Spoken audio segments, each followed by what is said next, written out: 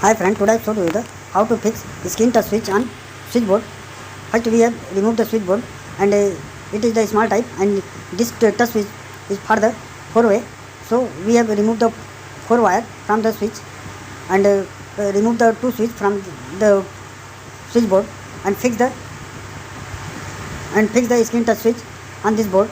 And after that we have connected all the 4 wires of the switch which one has been removed from the panel, and after that we have fixed the neutral wire on this screen touch switch, and one wire is for the main line to fix with the screen touch switch.